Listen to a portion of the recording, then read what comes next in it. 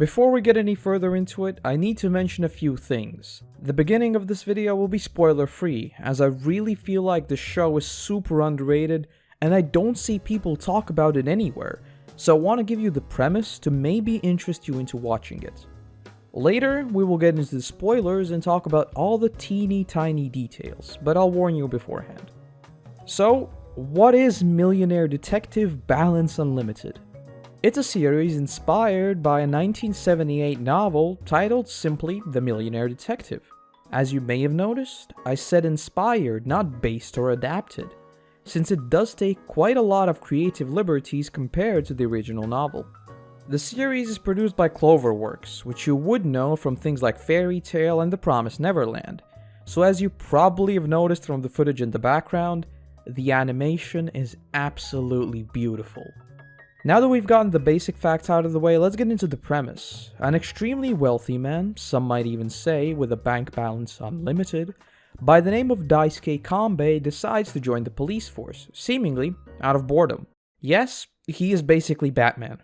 He's assigned to work alongside the other protagonist of the series, Haru Kato, who is not a fan of Daisuke's approach to solving problems, by simply paying everyone involved. And this polar opposite dynamic is why I immediately thought of The Great Pretender. While Haru wants to investigate with traditional police methods of interrogation and so on, Daisuke will simply either buy out the answer outright, or just buy everything surrounding the case, thereby also getting the answer. Together, they'll fight crime and slowly start to understand each other more and more, and that's essentially the premise. At the moment, there's only one season of 11 episodes, so again, I would really recommend you to check it out and then come back to this video and let me know what you thought. But with that out of the way, let's get into all the spoilery details. Before we get to deconstructing the story and the characters, there are a few more meta things that I want to mention.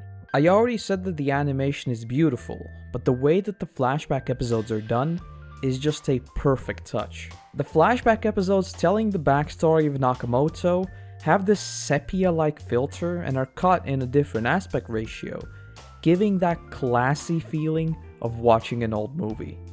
Another thing that I loved about the show is the soundtrack. There's really not a single track that I didn't enjoy. It even has that JoJo or Great Pretender thing of Daisuke doing something over the top as his theme plays. Copy! Purchase of the tower is complete. Congratulations. Balance unlimited. The music is just the perfect balance of that upbeat and electric detective and super jazzy vibe. On the note of this, the opening and the song are both brilliant and fit the vibe of the series perfectly in my opinion. And I promise this is the last thing I'll mention before we get into the story, but the final tally of money spent in the episode, as well as the little quotes about money in the mid-cards, are a very nice touch. Finally, the story. When I was doing a little bit of extra research for this video and I saw that it was based on a novel rather than a manga series, I honestly fully expected the novel to be American, as the writing of the show felt very Western. There are of course plenty of anime tropes, but I really felt like the series had that vibe of White Collar, Forever, or even Lucifer, where one of the characters has some sort of distinct ability or quirk and decides to join the police force, where they're paired with a veteran detective who doesn't really like them that much at first, but as they solve crimes, they become closer and finally understand each other. When Daisuke first joins the police force, Haru constantly says that being a detective is not about just buying the answers, and really wants nothing to do with him. But since he has been assigned as Daisuke's mentor, he has no choice but to work alongside him.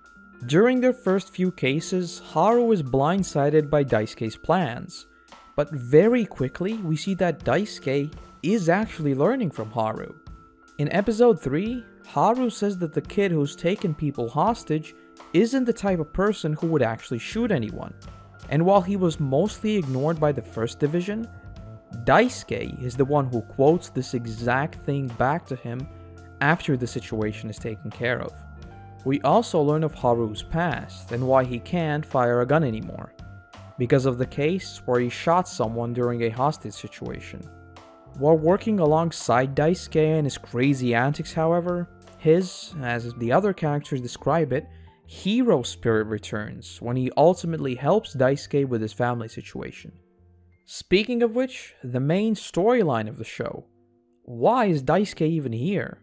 While at first it may have just seemed like a pastime for him, we quickly learn that there is much more to him than just playing detective. The interesting thing about Daisuke as a character is that he's not the typical wealthy type looking down on everyone else. He just really is clueless about the rest of the world.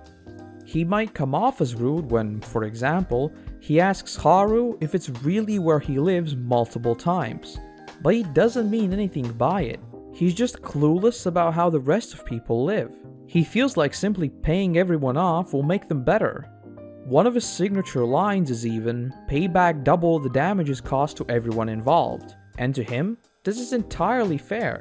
Haru, of course, works as the perfect counterweight to this, explaining that money can solve all problems. This is on full display in episode 4, when Daisuke goes on what is for him a very exotic adventure without any money or tech.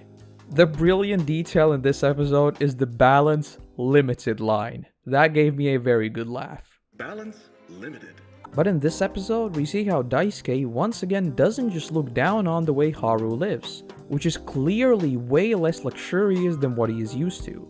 Even with the food, there's only one part of it that Daisuke has a problem with. Without his tech and infinite supply of money, he's just the same. And the thing with the story is that despite it being, as I mentioned, kind of a more periodic crime drama type of writing, the narrative is extremely tight with little to no filler. With the series being only 11 episodes long, each one of them has a clear purpose and theme. Even the episode about them helping this kid find a dog has a very clear purpose of Haru slowly starting to relate to Daisuke, or at least understanding where he's coming from. There's also a really good scene of them at the store that just hammers home just how different their ways of thinking are. We see Haru look for milk and he checks the dates. Daisuke says that he gets it, he's looking for the freshest one, to which Haru responds that he's actually taking the one closest to the expiration date, saying that they'll toss the old ones anyway and that he'll drink it in a few days. The thing about this particular episode is that it also ends with blatantly showing us how Haru has changed Daisuke. There are two major things here. Daisuke gets the kid a new dog and explains to Haru that this isn't simply him buying the solution again. His previous dog was sadly hit by a car, and he just wants to make the kid happy. And then of course he asks Haru for trade money since checks won't really do here. But the other major thing? After seeing Haru cook for both of them, he goes shopping for groceries, something that he described as inefficient, and prepares a meal for Suzue. And again, the music in this scene, perfect jazzy goodness.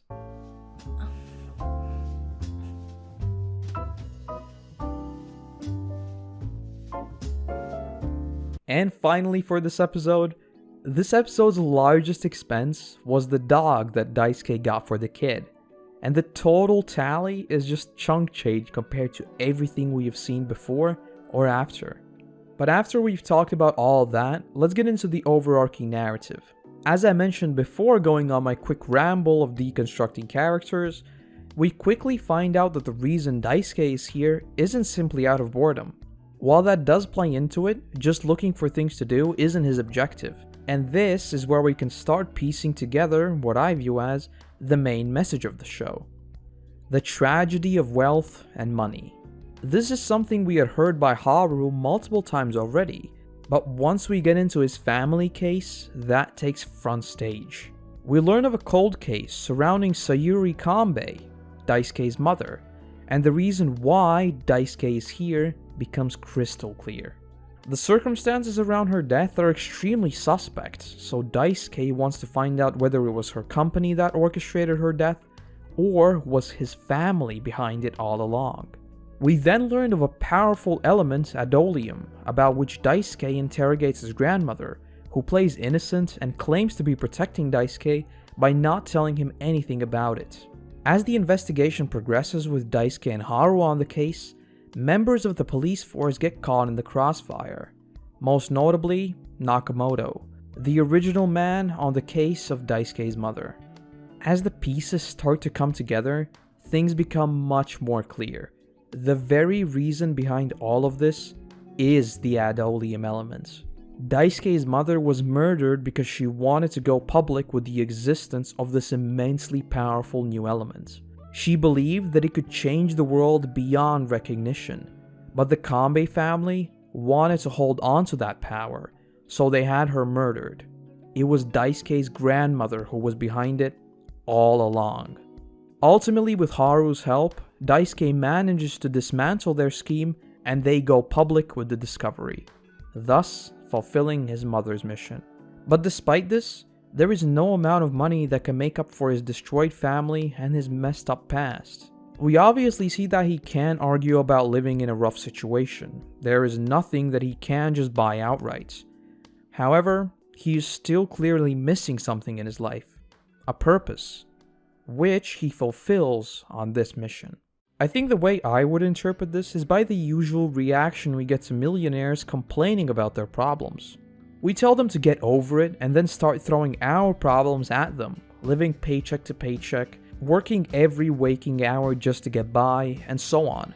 But deep down, I think most people realize that at some point, money no longer means anything. Think of it like this.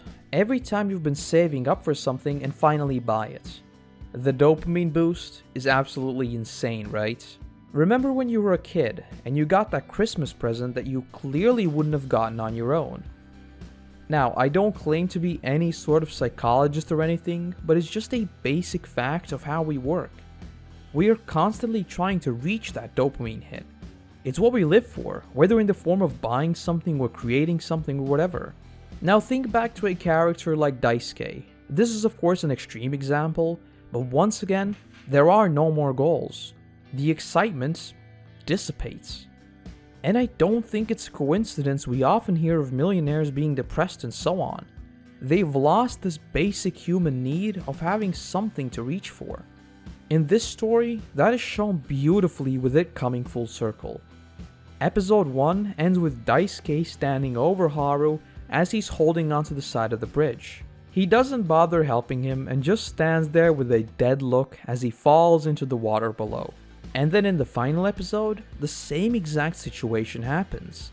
But this time, that dead look is gone, as Daisuke gives him a cheeky smirk and still lets him fall into the water.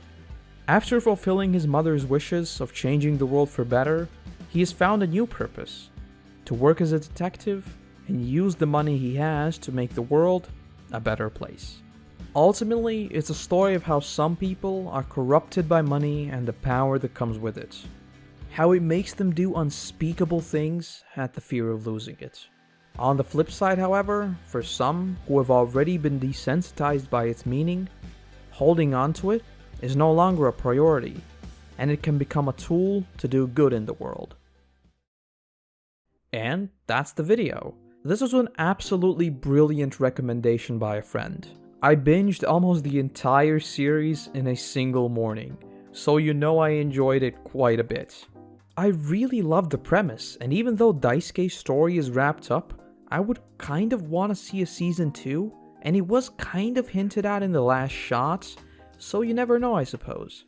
And the final thing I wanted to mention was that I've been debating experimenting with a couple of new video formats, so throw any ideas you may have down in the comments. I've been thinking about doing some sort of watch-along type commentary or something similar like that, but all of that is still very much subject to change. We are in the Mystery Shack after all.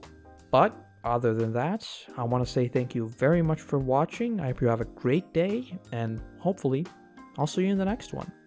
Bye bye.